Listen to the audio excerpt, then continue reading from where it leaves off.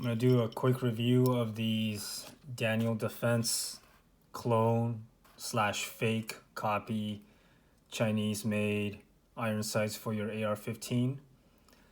They are on eBay right now as of May of 2024 for about $15. I paid $16 with tax. Come in this little box. You get the front and rear sights. This is the tan color, I believe. And you get the hex tool. This tool is a piece of junk. Don't even use this. So, a couple things to note. The real ones cost about $150 right now. I was just on their website. Let me show you. This is the one I'm talking about. Right, you can see their AR-15 iron sights, $146 right now.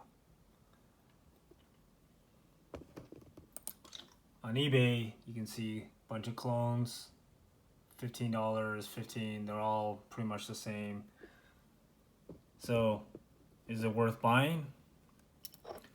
First, let me show you some of the differences between the real and the fake. I obviously don't have a real one, so I can't really do a side-by-side comparison, but based on what I've seen from their website on Daniel Defense, I can kind of tell from the pictures. First and foremost, there is the left and right windage adjustment. You can see it doesn't sit flush. There's a gap right here. This side is okay.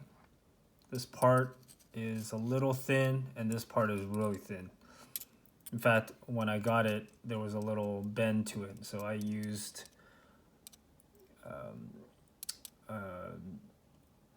the tool to straighten it.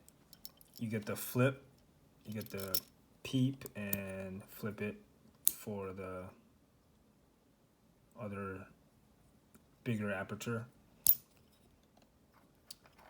This also uses a flat head to adjust the windage, but you can actually just use your fingernails to adjust it.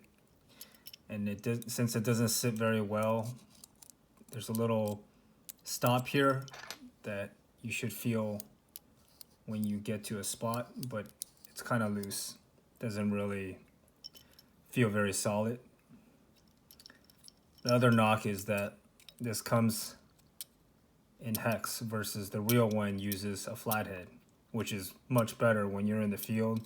You don't want to be carrying something like this to adjust or take off. So this is the rear sight, obviously. Here's the front. Some things I noticed, this is kind of flat, whereas the real ones have a slight radius. It's also not even. I don't know if you can tell, but the cut is, there's a little more gap or space here than it is here. This is super thin. If you look on the website, the real one is much thicker. So better for real use. In fact, when I got mine, I think this one was bent out and I had to, once again, bend it back in. This actual sight is also thinner and probably would be pretty easy to bend or break. Of course, once again, I don't have the screw, but it uses a hex. Same thing as the rear sight. Actually, here it is. So, uses that. It does lock decently well.